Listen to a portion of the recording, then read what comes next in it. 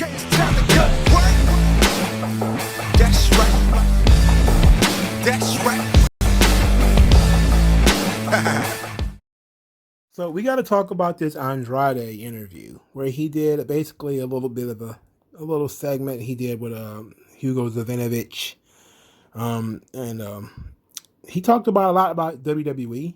Nothing too salacious came out of it outside of him supposedly making $3 million a year and Charlotte being removed from WrestleMania because they thought she was pregnant. Now, those two things specifically have gotten a lot of traction. The Charlotte thing was ended up being cleared up by her team. We'll go into that. She has a PR team who needed to correct Andrade on this situation, even though it wasn't really a correction, it was more of a deeper explanation. So for starters, he didn't say anything negative about WWE. He didn't really have anything negative to say. He talked about, they gave him a good contract and that he was thankful for the opportunity, but he had so many other things he wanted to do abroad and that he wasn't being used, and they didn't even know that he had been medically discharged. They wasn't keeping up with him. And he basically said that, he wasn't the kind of guy who went and talked to Vince every week or, went and knocked on Vince's door. But he did talk to writers, and he would always pitch ideas to writers. And that, for some reason, they chose not to do anything with him. And he thought that Charlotte was going to be on the chopping block when he decided to quit because he thought him and Rick, or him, her, and Rick were all going to get fired. That's what he thought. I don't know why he would think that. They'll never fire Ric Flair unless he do something like really egregious. But he basically, he talked about his relationship with Charlotte. I'm not going to get into that. None of that's even necessary. But he started talking about a lot of things that people thought was interesting. That, he says that, hey, some people say one of the criticisms is that he doesn't know how to speak English. And he said, like, Ricochet, Umberto, and Aleister Black all know English. And he knows more English than Asuka. And he don't use any of them. And he also said that there's a lot of talent in the back, but no one speaks up and no one has jumped up and quit. They're not just sitting back there comfortable. That, there's a lot of people back there who are frustrated and upset. That was very interesting, particularly, I think he does probably know more English than Asuka. I don't think that's an exaggeration. I mean, like, I don't know, like, I think he probably does know more English than Asuka. He probably just not, very good at it, just never really got comfortable, while Asuka's allowed to be herself and be turned up to 11 and be very loud and ridiculous while not really knowing how to speak English. And still having enough English to get out what she wants to say, but mostly just ranting in Japanese. And that's really because Japanese sound like a real hard language. And she could be singing a song. It could be like Merry Christmas, but it sounds like she's going to murder you. It's not quite the same thing in Spanish. But, it's a good thing that he mentioned, like, look, other people know English. Aleister Black is fluent in English. They won't use them. So he's right there. You have to ask the question, why won't they use people who do know English? He talked about, them telling Angel Garza, that he had to cut his hair. And then he cut his hair hoping that a push was going to come, and now he's just sitting in catering again. Like, he makes a really good point. And he talked about, like, look, not everybody's just comfortable sitting back there in catering, but nobody really wants to leave. Nobody wants to stand up and quit, and he just didn't want to do that. He didn't want to be that guy. He didn't want to be that guy sitting in catering. And you know what? I don't blame him. I can't even be mad at you. It takes some balls to jump up and. Now, he's claimed he was making $3 million a year. Now, there is no doubt in my mind, if he was making $3 million a year, that motherfucker be in the main event of WrestleMania right now. I can tell you that right now. Maybe he means 3 million pesos and not 3 million American dollars. I don't know what 3 million pesos is. Let me take a look. Okay, so 3 million pesos comes about $145,000. So yeah, that's about right. Maybe he's got his wires crossed that he thought he was being paid $3 million a year, but he's being paid $145,000. And it, of course, in Mexico it goes further. So it would make sense that would be the case, even though I think he lives in Florida now. So it might just be a what's the name error, a translation error that he meant $150,000 or something like that, but it would shake out to 3 million pesos. So that we cleared that up. Okay, I'm pretty sure this guy making $3 million. That's pretty ridiculous. That's Brock Lesnar money. If he was making $3 million, he would be in the main event of WrestleMania without question, and probably be one of the higher paid guys on that card. Probably be the highest paid now that Brock's gone and Undertaker's gone. It'd probably be, pretty much, that's probably more than what McIntyre makes per year. Maybe, probably less than Roman, but, that would put him in the upper echelon. That would put him he does all the commercials. He'd be a 92 on the video game. That's how important he would have been. He would have been very important to the roster if he made $3 million. So let's go through some other ancillary things that he talked about that I thought was particularly interesting. So first is NXT. He says that he was never really supposed to win the NXT title, but Triple H didn't want to give the belt to Adam Cole because he didn't want to have Adam Cole versus Drew McIntyre because he thought that Adam Cole was too small to fight Drew McIntyre. So he put the belt on him instead because he's bigger than Adam Cole. I think he might be wrong here too because if I remember correctly, after Andrade, which it was a surprise win that Andrade won the title, that was a pretty big surprise. Like that came out of nowhere because Andrade had barely been getting pushed at NXT, and then all of a sudden he's the NXT champion because Drew was leaving. But he didn't drop the title to Adam Cole. He dropped the title to, I believe, Johnny Gargano, wasn't it? And maybe I think Tommaso Ciampa or somebody like that. It was that Tommaso Ciampa, Johnny Gargano situation where one of them guys beat Andrade for the belt so Andrade could go to Raw. And, so the belt didn't go directly from him to Cole. So it didn't make any sense that he would say, we wanted to put the belt on Adam Cole, but we had to put the belt on you first. He wasn't the transition between McIntyre and Cole. And so I don't see where that came from, but maybe that's what he was thinking. But he was champion for a little while. I just don't see how that makes sense. I think around that time too, they made the North American title. And Ricochet and Adam Cole with all of them guys was fighting for that. So I'm not sure how true or how accurate it is that he got the NXT title because he was the only one of size that could challenge Drew McIntyre. Now I believe that probably might be the case. Maybe that was the case that he was the most talented, bigger dude at the time. At least I don't think Keith Lee was there yet, and I don't think Damian Priest was there yet. So, or at least they were just coming in or something like that. So it makes sense that, they put the belt on him because of his size, but it wouldn't have anything to do with Adam Cole because Adam Cole didn't win the title for like another year or so. So, that I still thought that was very interesting. So as the Charlotte stuff was pretty interesting too. So he said that a lot of the women are jealous of Charlotte because only like 3 or 4 of them can do a 20-minute match. Well, you know what? I wouldn't say that's wrong. Sasha can do one. Bayley can do it. Pretty sure Asuka could do it if she needed to. Rhea could probably do it if she needed to. A 20-minute match. Yeah, they could probably do it. Everybody else, not so sure. I think the longer you have certain people go, the less believable it is, the more bullshit it looks. Obviously probably Baszler can go 20 minutes.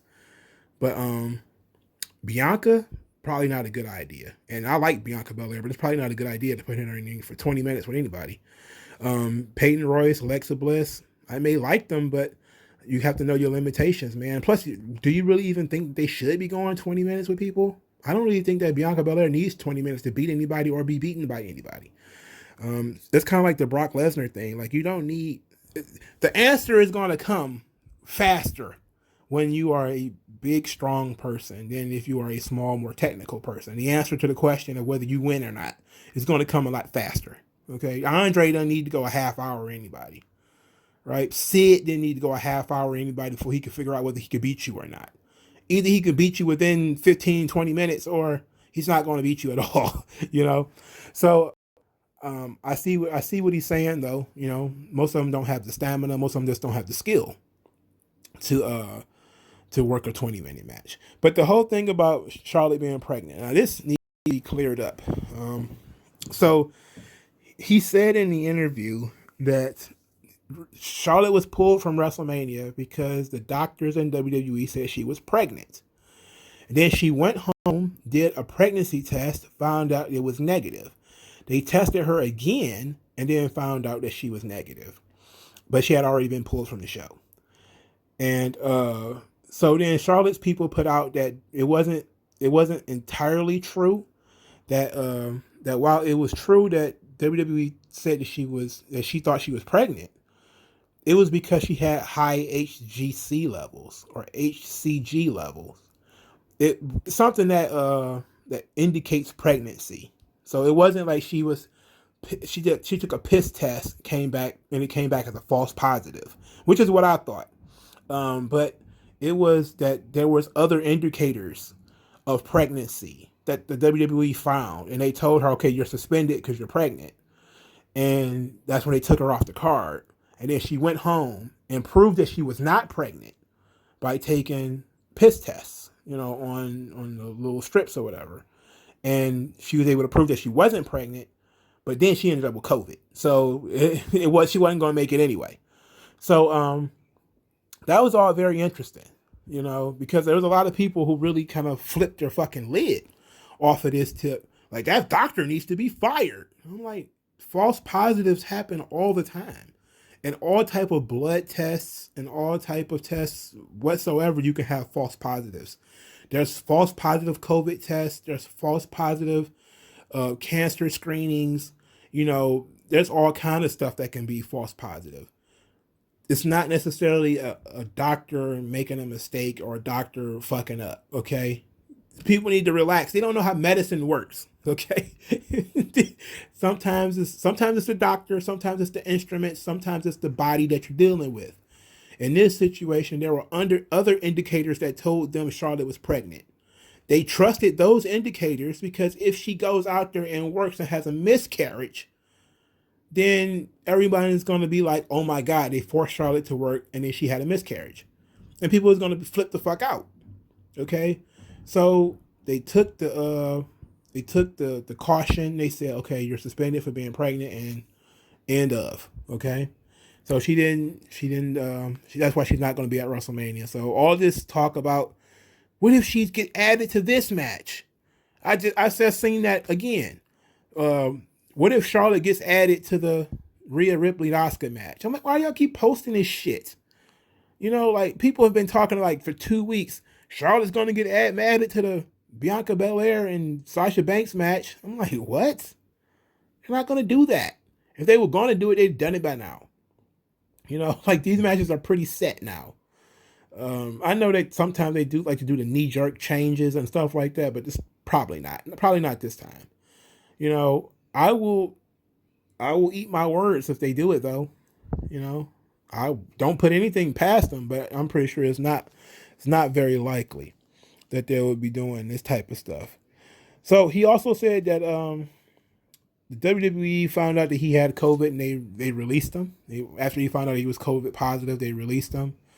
You know, and you know, he didn't have. They said he was medically discharged, but I'm not sure what that means. Okay, you can't really fire somebody for being for that. I don't believe. Like, you can't fire people for having medical problems. At least I think that's illegal. I'm pretty sure that is illegal.